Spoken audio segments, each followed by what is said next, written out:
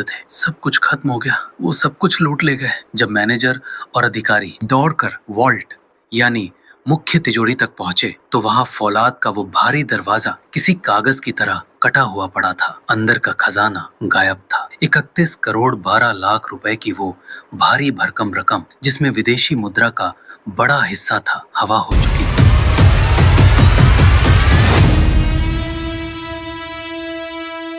Company दावा करती है कि इसे काटना नामुमकिन है। कल्पना कीजिए एक ऐसी सड़क की जिसे देश का सबसे सुरक्षित इलाका कहा जाता है, जहां परिंदा भी पर नहीं मार सकता। और अब कल्पना कीजिए कि एक सुबह उस तिजोरी का दरवाजा खुलता है और पता चलता है कि अंदर रखे 31 करोड़ रुपए हवा हो चुके हैं। न कोई गोली चली, न कोई अलार्म बजा और न ही किसी को कानों कान खबर हुई।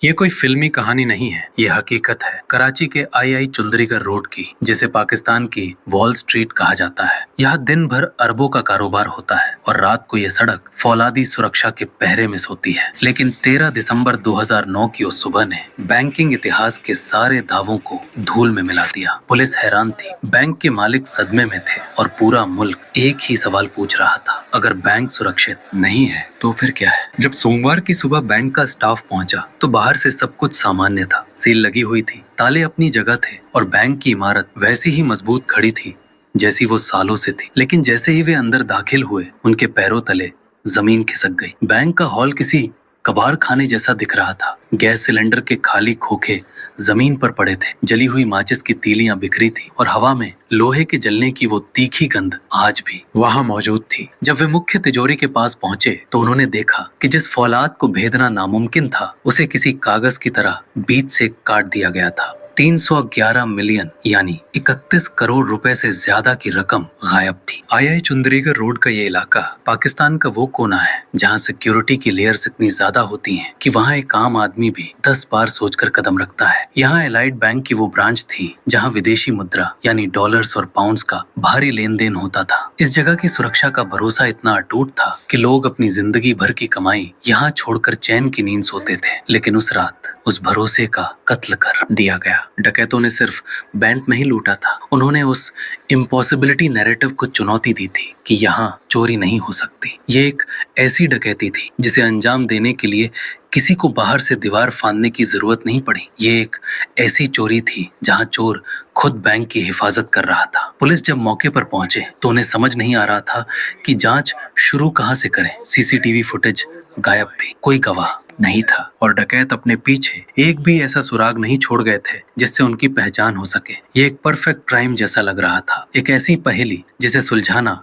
नामुमकिन दिख रहा था। सबके मन में एक ही डर बैठ गया था कि अगर चोर इतने शातिर हैं कि उन्होंने सिस्टम के अंदर घुसकर सिस्टम को ही पंगु बना दिया, तो फिर उन्हें पकड़ेगा कौन? वो सुबह कराची के लिए सिर्फ एक नई सुबह नहीं थी, बल्कि एक खौफनाक हकीकत का सामना था। अखबारों की सुर्खियां चीख चीख कर कह रही थीं कि ये पाकिस्तान की सबसे बड़ी और सबसे दिमागी चोरी है। जांच अधिकारियों को एहसास हो गया था कि वे किसी आम लुटेरे का पीछा नहीं कर रहे हैं। उनका पाला एक ऐसे मास्टरमाइंड से पड़ा है जिसने महीनों तक बैंक की सांसों को गिना था, जिसने हर उस ताले का अध्ययन किया था जिसे उसने बाद में मोम की तरह पिघला दिया। ये डकैती ताकत की नहीं, बल्कि एक शातिर दिमाग की जीत थी और यहीं से शुरू होती है पाकिस्तान की सबसे दिमागी चोरी। इस पूरी कहानी का जो असली खिलाड़ी था उसका नाम था हमीद अली। लेकिन एलाइड बैंक के दस्तावेजों में, उसके सहकर्मियों की जुबान पर और सिक्योरिटी कंपनी के रिकॉर्ड में उसका नाम था शाहिद महमूद। हमीद अली कोई ऐसा अपराधी नहीं था जिसकी पुलिस रिकॉर्ड में लंबी फाइल हो। वो एक ऐसा शख्स था जो भीड़ में खो जाने की काबिलियत रखता था, शांत, साधारण और बेहद कम बोलने वाला। लेकिन उसी शांत चेहरे के पीछे एक ऐसा शातिर दिमाग चल रहा था जो पाकिस्तान के सबसे बड़े बैंक को घुटनों पर लाने की तैयारी कर रहा था। हमीद अली ने इस खेल की शुरुआत बैंक में डकैती डालने से बहुत पहले कर दी थी। उसने सबसे पहले अपनी पहचान बदली। उसने जाली दस्तावेजों के आधार पर शाहिद महमूद नाम का एक फर्जी पहचान पत्र बनवाया। उसे पता था कि अगर उसे सिस्टम के अंदर घुसना है तो उसे एक ऐसी चादर ओढ़नी होगी जो उसे कानून की नजरों में बेदाग दिखाए। उसने एक निजी सुरक्षा कंपनी SPS में गार्ड की नौकरी के लिए आवेदन किया। उस कंपनी का वेरिफिकेशन सिस्टम इतना लचर था कि उन्होंने उसके फर्जी कागजों पर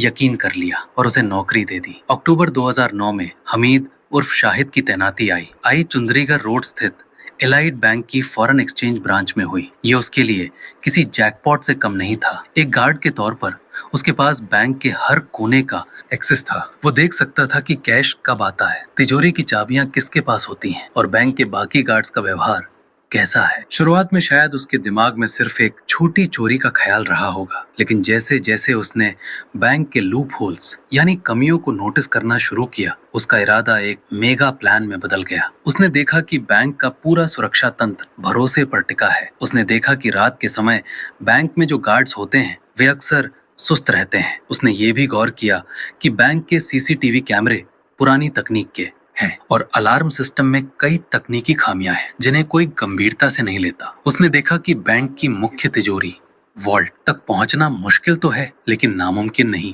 अगर आपके पास सही औजार और पर्याप्त समय हो। हमीद अली ने धीरे धीरे अपने बाकी साथियों का भरोसा जीतना शुरू किया। वो अक्सर अपनी ड्यूटी से पहले आ जाता, दूसरों की मदद करता और बैंक के स्टाफ के लिए चाय पानी का इंतजाम करता। लोग उसे एक आदर्श गार्ड मानने लगे थे, लेकिन बैंक की ड्यूटी के बाद वो कराची की तंग गलियों में अपने उन पुराने साथियों से मिलता था जो वेल्डिंग और कटर चलाने में माहिर थे। प्लान धीरे धीरे इवॉल्व हो रहा था। पहले उसने सोचा था कि वो चाबियां चुराएगा, लेकिन उसे एहसास हुआ कि चाबियां बदलना या चुराना जोखिम भरा हो सकता है। फिर उसके दिमाग में एक ब्रूट फोर्स आइडिया आया, तिजोरी को सीधे काटना। उसने गणना की कि फौलाद की उस मोटी परत को काटने के लिए गैस कटर का इस्तेमाल करना होगा, जिसमें कम से कम 10 से 12 घंटे का समय लगेगा और इतना समय उसे सिर्फ रविवार के ही दिन मिल सकता था। रविवार को आई चुंदरीगढ़ रोड का वो इलाका जहां हजारों की भीड़ होती है, कब्रिस्तान की तरह खामोश हो जाता है। सारे दफ्तर बंद होते हैं, ट्रैफिक न के बराबर होता है और पुलिस की गश्त भी ढीली पड़ जाती है। हमीद ने तय किया कि वो रविवार की सुबह से ही ऑपरेशन शुरू करेगा ताकि उसके पास सोमवार की सुबह तक का पूरा वक्त रहे। उसने अपने साथियों को ट्रेनिंग देना शुरू किया। उसने बैंक के अंदर तस्वीरें अपने दिमाग में उतार ली थी। उसे पता था कि ऑक्सीजन सिलेंडर कहाँ रखने हैं, वेल्डिंग गन कहाँ से चलानी है और भागने का रास्ता क्या होगा। उसने अपने साथियों को साफ हिदायत दी थी, कोई गोली नहीं चलेगी, कोई शोर नहीं होगा, हम बैंक को लूटेंगे नहीं, हम उसे सर्जरी की तरह काटेंगे। हमीद अली ने अपनी फर्जी पहचान को अपना सबसे बड़ा हथियार बना लिया था। उसे पता था कि अगर वो पकड़ा भी गया तो पुलिस शाहिद महमूद को ढूंढेगी, हमीद अली को नहीं। दिसंबर की शुरुआत तक हमीद अली पूरी तरह तैयार था। उसने बैंक के हर गार्ड की शिफ्ट का पैटर्न रट लिया था। उसे पता था कि कौन सा गार्ड किस वक्त चाय पीने जाता है और कौन सा गार्ड ड्यूटी के दौरान झपकी लेता है। उसने बैंक के लॉकरों की लिस्ट और कैश आने जाने की टाइमिंग का चार्ट अपने दिमाग में फिक्स कर लिया था। अब उसके पास औजार थे, टीम थी और बैंक के अंदर की वो मास्टर की यानी उसकी अपनी पोजीशन थी। अब प्लान रेडी था, बस सही रात का वेट। पता था कि जोश में आकर बैंक के अंदर घुसना आसान है, लेकिन बाहर निकलना और पकड़े ना जाना ही असली आर्ट है। उसने जो प्लान बनाया उसे हम मेंटल हेस्ट कह सकते हैं, क्योंकि वारदात को अंजाम देने से पहले ही वो अपने दिमाग में इसे हजारों बार दोहरा चुका था। उसका प्लान सिर्फ ताकत पर नहीं बल्कि धोखे और प्रोफेशनलिज्म पर टिका था। डुप्लीकेट चाबियां और सील का खेल। हमीद ने सबसे पहले बैंक के एंट्री और एग्जिट पॉइंट्स पर कब्जा करने का सोचा। उसने बैंक के गेट्स और लॉकर रूम के दरवाजों की बनावट को हफ्तों तक गौर से देखा। उसे पता था कि बैंक की तिजोरी का मुख्य दरवाजा तो काटना ही पड़ेगा, लेकिन वहां तक पहुंचने वाले छोटे दरवाजों के लिए उसने बड़ी चालाकी से डुप्लीकेट चाबियों का इंतजाम किया। उसने मोम के टुकड़ों पर उन चाबियों के सांचे बनाए जब बाकी गार्ड सो रहे होते थे या लंच पर होते थे, लेकिन उसका असली मास्टर स्ट्रोक था सील ट्रिक। वो जानता था कि बैंक के स्ट्रांग रूम पर हर रात एक मोम की सील लगाई जाती है। हमीद ने वैसी ही मोम और धागे का इंतजाम पहले ही कर लिया था ताकि वारदात के दौरान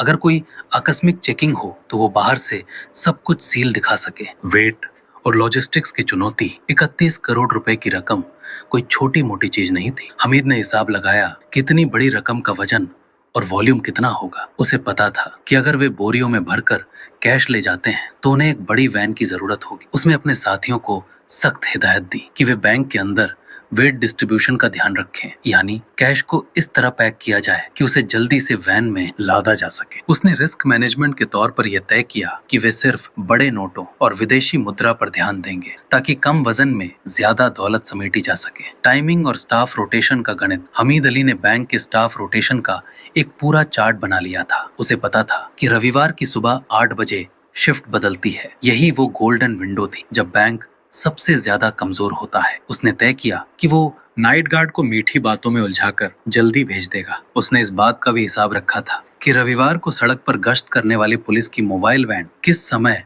उस मोड़ से गुजरती है। उसने अपने साथियों के लिए ब्रीदिंग टाइम रखा था, यानी हर 2 घंटे के काम के बाद 10 मिनट का सन्नाटा, ताकि बाहर की आहट ली जा सके। हमीद ने अपने साथियों को चुनने में बहुत सावधानी बरती। उसने सड़क छाप लुटेरों को नहीं चुना, बल्कि ऐसे लोगों को इकट्ठा किया जिनके पास टेक्निकल स्किल थी। उसकी टीम में 2 लोग ऐसे थे जो इंडस्ट्रियल वेल्डिंग और कटिंग के उस्ताद थे। उन्हें बताया गया था कि उन्हें पत्थर नहीं बल्कि इंच मोटा फौलाद काटना है। हमीद ने उन्हें बैंक के अंदर के नक्शे पर ट्रेनिंग दी कि तिजोरी के किस कोने पर कट लगाने से लॉक मैकेनिज्म सबसे जल्दी गिरता है। उसने सबको साफ कर दिया था, अंदर कोई अपना मोबाइल इस्तेमाल नहीं करेगा और कोई आपस में नाम लेकर बात नहीं करेगा। हमीद अली सिर्फ कामयाबी की उम्मीद नहीं कर रहा था, वो नाकामी के लिए भी तैयार था। उसने रिस्क मैनेजमेंट के तहत तय किया कि अगर काटते समय तिजोरी से धुआं ज्यादा निकला और फायर अलार्म बजने का खतरा हुआ तो वे एग्जॉस्ट फैंस का इस्तेमाल कैसे करेंगे। उसने ये भी प्लान किया कि अगर पुलिस की कोई टीम अचानक दरवाजे पर आ जाए तो वो खुद सामने जाकर उन्हें ये कहकर टाल देगा कि अंदर कुछ मेंटेनेंस का काम चल रहा है।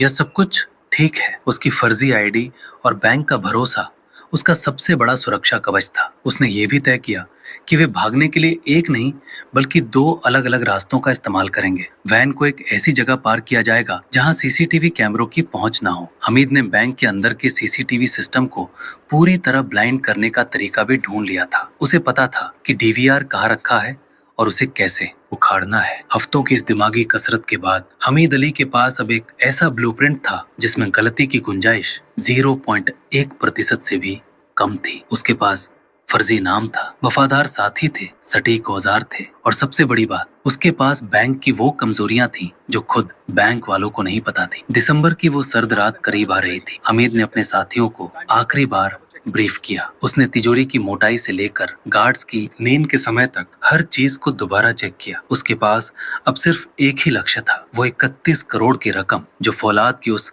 मोटी दीवार के पीछे उसका इंतजार कर रही थी। पेपर पे सब परफेक्ट था, अब बचा था सिर्फ एग्जीक्यूट करना।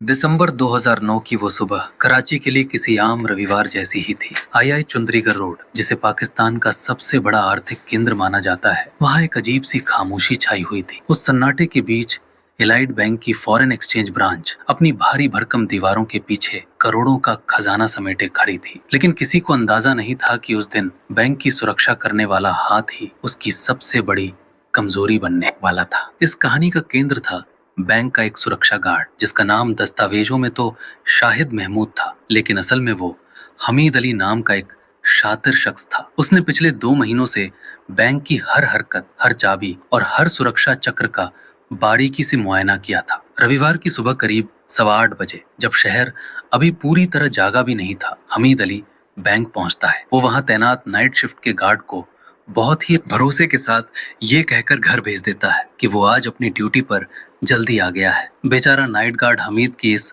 निष्ठा को भाप नहीं पाया और उसे चार्ज सौंप कर चला गया। ये वो पहला मौका था जब बैंक की सुरक्षा पूरी तरह से एक अपराधी के हाथ में थी। जैसे ही बैंक का गेट बंद हुआ, हमीद ने अपने 5 साथियों के लिए रास्ता खोल दिया, जो बाहर एक सफेद वैन में उसका इंतजार कर रहे थे। ये लोग अपने साथ भारी भरकम बैग लेकर आए थे, जिनमें हथियार नहीं बल्कि लोहे को पिघला देने वाले इंडस्ट्रियल टूल्स और गैस कटर्स थे। बैंक के अंदर अंधेरा और सन्नाटा था, लेकिन तभी अचानक बैंक की घंटी बजती है। 2 और गार्ड्स, इमरान और जमीर, रूटीन चेक के लिए वहां पहुंच जाते हैं। एक पल के लिए ऐसा लगा कि शायद ये प्लान यही फेल हो जाएगा। डकैतों के पास छिपने के लिए बहुत कम वक्त था, लेकिन हमीद ने खुद को संभाला। जैसे ही वे दोनों गार्ड्स अंदर आए, उन्हें हथियारों के दम पर काबू कर लिया गया। उनके हाथ पांव बांधकर उन्हें एक स्टोर रूम में डाल दिया गया। अब डकैतों के सामने कोई रुकावट नहीं थी, बस वक्त उनकी सबसे बड़ी चुनौती था। अगले कई घंटों तक बैंक के बेसमेंट में गैस कटर की नीली लपटें फौलादी तिजोरी से टकराती रहीं, चिंगारियां हवा में नाच रही थी और जलते हुए लोहे की गंध पूरे हॉल में फैल चुकी थी। ये कोई आसान काम नहीं था। तिजोरी को काटने में उन्हें घंटों की कड़ी मेहनत और पसीना बहाना पड़ा, लेकिन जब अंत में वो भारी दरवाजा खुला तो अंदर का नजारा किसी को भी हैरान कर देने वाला था। वहां बोरियों और रैक में 31 करोड़ 12 लाख रुपए की रकम मौजूद थी। इसमें न केवल पाकिस्तानी रुपया था बल्कि अमेरिकी डॉलर, ब्रिटिश पाउंड और यूरो के बंडल भी सजे हुए थे। डकैतों ने पागलों की तरह उन थैलों को भरना शुरू किया। वे जानते थे कि सोमवार की सुबह होने से पहले उन्हें यहाँ से निकलना होगा। काम खत्म करने के बाद उन्होंने अपनी पहचान मिटाने की एक आखिरी कोशिश की। उन्होंने बैंक के सीसीटीवी का रिकॉर्डर उखाड़ा ताकि उनकी कोई तस्वीर पुलिस के हाथ न लगे। हमीद अली ने अपनी गार्ड की वर्दी वहीं उतार फेंकी और अपने साथियों के साथ उस वैन में बैठकर कराची की धुंध भरी सड़कों में गायब हो गया। पीछे रह गए थे सिर्फ कटे हुए लोहे के टुकड़े और वे दो बेबस गार्ड्स जो अपनी आंखों के सामने बैंक को लुटता देख चुके थे। जैसे जैसे सूरज ऊपर आया, आई चुंदरीगढ़ रोड पर हमेशा की तरह हलचल शुरू हो गई। दफ्तर जाने वालों की भीड़ बढ़ने लगी। चाय के होटलों पर चूल्हे जल गए और ट्रैफिक का शोर शहर की रगों में दौड़ने लगा। बैंक की इमारत बाहर से उतनी ही शांत और सुरक्षित दिख रही थी जितनी वो हमेशा होती थी। ताले अपनी जगह पर थे और अलार्म खामोश थे। सुबह शहर जागा। सिस्टम वैसा का वैसा था, बस पैसा नहीं था। 2009 की सुबह कराची के आई चुंदरीगढ़ रोड के लिए किसी कयामत से कम नहीं थी। सुबह के करीब 9 बज रहे थे। बैंक का स्टाफ रोजाना की तरह अपनी गाड़ियों से उतरकर एलाइड बैंक की फॉरेन एक्सचेंज ब्रांच की तरफ बढ़ रहा था। चपरासी ने जब मुख्य द्वार का ताला खोला तो उसे कुछ अजीब लगा। हवा में एक कड़वी जली हुई गंध मौजूद थी, ऐसी गंध जो आमतौर पर वेल्डिंग की दुकानों पर आती है। जैसे ही स्टाफ अंदर दाखिल हुआ, वहां का मंजर देखकर उनकी रूह कांप गई। पूरा हॉल बिखरा पड़ा था, कागजात जमीन पर थे और सबसे ज्यादा डरावना नजारा वो था जब उन्होंने स्टोर रूम का दरवाजा खोला। वहां बैंक के दो असली गार्ड इमरान और जमीर रस्सियों से जकड़े हुए थे। उनकी आंखों में खौफ और बेबसी थी। जैसे उनके मुंह से टेप हटाया गया, उनके पहले शब्द थे, सब कुछ खत्म हो गया, वो सब कुछ लूट ले गए। जब मैनेजर और अधिकारी दौड़कर वॉल्ट यानी मुख्य तिजोरी तक पहुंचे तो वहां फौलाद का वो भारी दरवाजा किसी कागज की तरह कटा हुआ पड़ा था। अंदर का खजाना गायब था। 31 करोड़ 12 लाख रुपए की वो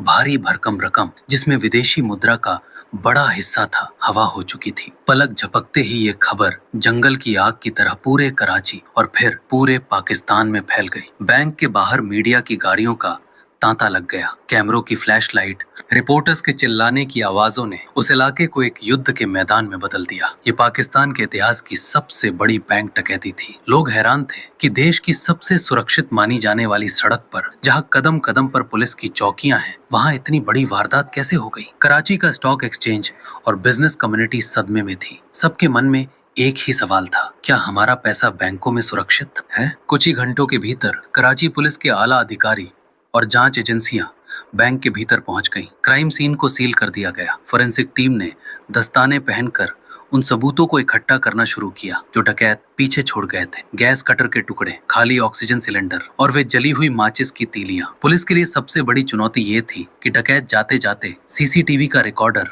डीवीआर भी साथ ले गए थे। यानी पुलिस के पास उनकी शक्ल देखने का कोई जरिया नहीं था। जांच के शुरुआती घंटों में दो बड़ी थ्योरी सामने आई। पहली ये कि ये किसी अंतरराष्ट्रीय गैंग का काम है जो आधुनिक औजारों के साथ आया था। दूसरी थ्योरी ये थी कि ये एक इनसाइड जॉब है, यानी बैंक के अंदर का ही कोई शख्स इस साजिश में शामिल है। पुलिस ने बैंक के स्टाफ और उन दो गार्ड से पूछताछ शुरू की जिन्हें बंधक बनाया गया था। पूछताछ के दौरान इमरान और जमीर ने एक नाम लिया जिसने पूरी जांच का रुख मोड़ दिया, शाहिद महमूद। ये वही नया गार्ड था जो कुछ ही हफ्तों पहले भर्ती हुआ था और वारदात वाली सुबह जिसकी ड्यूटी थी। पुलिस ने तुरंत उस सिक्योरिटी कंपनी एसपीएस से संपर्क किया जिसने शाहिद महमूद को बैंक में तैनात किया था। जब उसके भर्ती के दस्तावेज मंगाए गए तो पुलिस की उम्मीदें जाग उठी। उनके पास उसका पहचान पत्र, CNIC नंबर और उसका घर का पता। पुलिस की एक टीम तुरंत उस पते पर पहुंची जो रिकॉर्ड में दर्ज था, लेकिन वहां पहुंचकर उन्हें एक और झटका लगा। वो पता फर्जी था। जिस शाहिद महमूद को वे ढूंढ रहे थे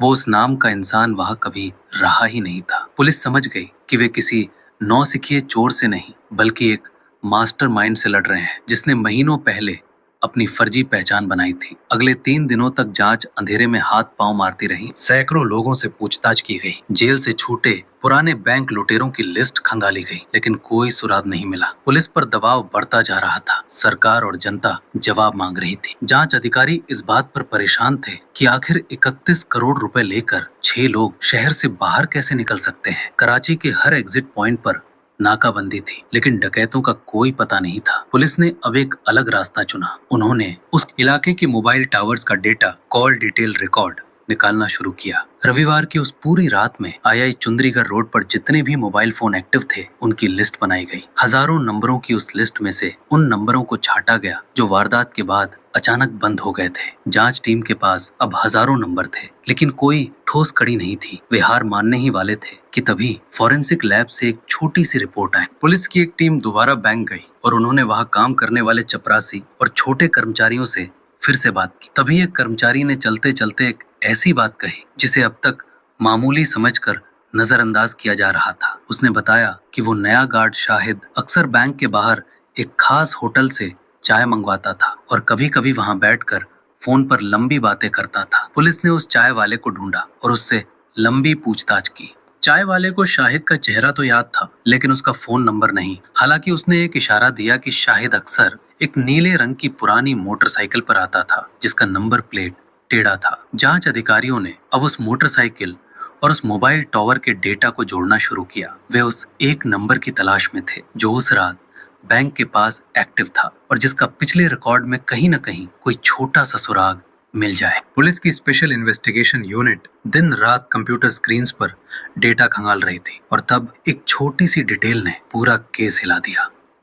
पुलिस की स्पेशल इन्वेस्टिगेशन यूनिट के कमरा नंबर 4 में सन्नाटा था, लेकिन मेज पर बिखरे हुए कागजात एक बड़ी कहानी कह रहे थे। वो छोटी सी डिटेल जिसने इस पूरे केस को हिला कर रख दिया, वो कोई फिंगरप्रिंट या कोई चश्मदीद गवाह नहीं था, बल्कि एक मोबाइल फोन की सिग्नल लोकेशन थी। डकैतों ने अपनी तरफ से पूरी सावधानी बरती थी। उन्होंने सीसीटीवी का डीवीआर तक गायब कर दिया था, लेकिन वे हवा में तैरते उन अदृश्य सिग्नलों को नहीं रोक पाए जिन्हें डिजिटल फुटप्रिंट कहा जाता है। जांच अधिकारियों ने जब बैंक के आसपास के टावर का डेटा खंगाला तो उन्हें एक ऐसा मोबाइल नंबर मिला जो वारदात वाली पूरी रात बैंक के अंदर ही एक्टिव था। जैसे ही सुबह के 4 बजे और डकैतों की वैन वहां से निकली, उस मोबाइल का सिग्नल भी हिलना शुरू हुआ। वो सिग्नल कराची की सड़कों से होता हुआ सीधे गुलिस्तान जौहर इलाके की एक संकरी गली में जाकर रुक गया और फिर हमेशा के लिए बंद हो गया। पुलिस के लिए ये पहली ठोस कड़ी थी। जब उस नंबर का रिकॉर्ड निकाला गया तो पता चला कि वो नंबर भी उसी शाहिद महमूद के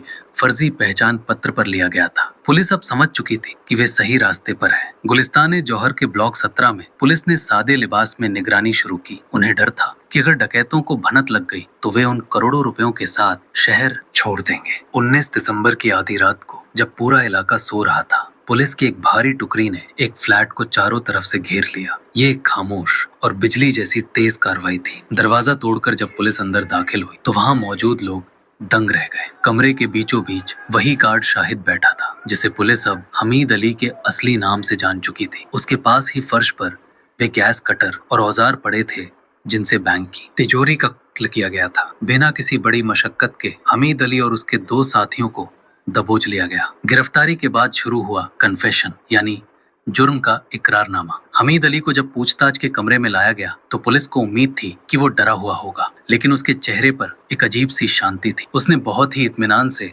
अपनी पूरी कहानी सुनानी शुरू की। उसने बताया कि ये कोई अचानक लिया गया फैसला नहीं था, बल्कि महीनों की रिसर्च का नतीजा था। हमीद अली ने बताया कि उसने जानबूझकर एक ऐसी सिक्योरिटी कंपनी चुनी जिसका बैकग्राउंड वेरिफिकेशन सिस्टम बेहद कमजोर था। उसने महज कुछ हजार रुपयों में एक फर्जी पहचान पत्र बनवाया और कंपनी को यकीन दिला दिया कि वो एक ईमानदार और मेहनती गार्ड है। हमीद अली ने पुलिस अधिकारियों की आंखों में देखते हुए कहा, साहब, मैंने सिस्टम को बाहर से नहीं तोड़ा, मैंने सिस्टम को सिस्टम के अंदर रहकर तोड़ा। उसने बताया कि बैंक की सबसे बड़ी कमजोरी उसकी आदत थी। बैंक का स्टाफ और बाकी गार्ड्स उस पर इतना भरोसा करने लगे थे कि कोई उससे सवाल नहीं पूछता था। उसने ये भी बताया कि उसने रविवार का दिन ही क्यों चुना। उसे पता था कि रविवार को आई चुंदरीगढ़ रोड पूरी तरह सुनसान होती है और बैंक के अलार्म अक्सर बंद रखे जाते हैं या उनमें तकनीकी खराबी होती है जिसे छुट्टी के दिन कोई चेक नहीं करता। उसने अपने उन दोस्तों को इस काम में शामिल किया जो वेल्डिंग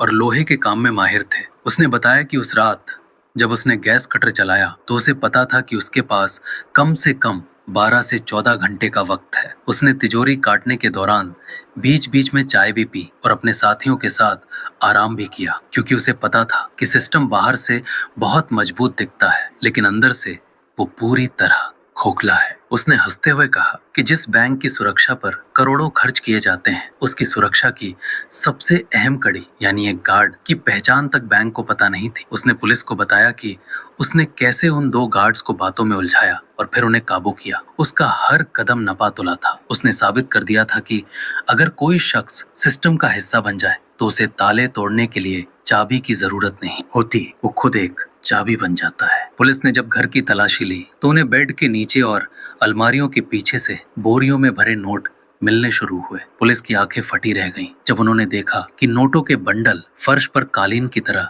बिछ गए थे। वहां डॉलर्स थे, पाउंड्स थे और पाकिस्तानी करेंसी की अनगिनत गड्डियां थीं। हमीद अली की निशानदेही पर पुलिस ने करीब 12 करोड़ रुपए की रकम बरामद कर ली। ये पुलिस के लिए एक बड़ी कामयाबी थी, क्योंकि वारदात के महज 6 दिनों के भीतर उन्होंने मास्टरमाइंड को पकड़ लिया था। हमीद अली की गिरफ्तारी के बाद पुलिस को लगा कि केस लगभग सुलझ गया है। मीडिया में वाहवाही हो रही थी और बैंक के अधिकारी राहत की सांस ले रहे थे। लेकिन जैसे जैसे बरामद की गई रकम की गिनती पूरी हुई, पुलिस अधिकारियों के चेहरे पर चिंता की लकीरें खिंचने लगी। कागजों पर लूटी गई रकम 31 करोड़ से ज्यादा थी, लेकिन हमीद के पास से उसका आधा हिस्सा भी बरामद नहीं हुआ था। हमीद अली ने पूछताछ बताया कि बाकी रकम उसके उन साथियों के पास है जो वारदात के तुरंत बाद कराची छोड़कर भाग गए थे। पुलिस ने उन फरार साथियों के ठिकानों पर छापे मारने शुरू किए, लेकिन वे लोग हमीद से भी ज्यादा शातिर निकले। वे शहर की भीड़ में कहीं ओझल हो चुके थे। करोड़ों रुपए अभी भी गायब थे और पुलिस को एहसास हुआ कि असली चुनौती तो अब शुरू हुई है। हमीद अली सलाखों के पीछे था। उसका इकरारनामा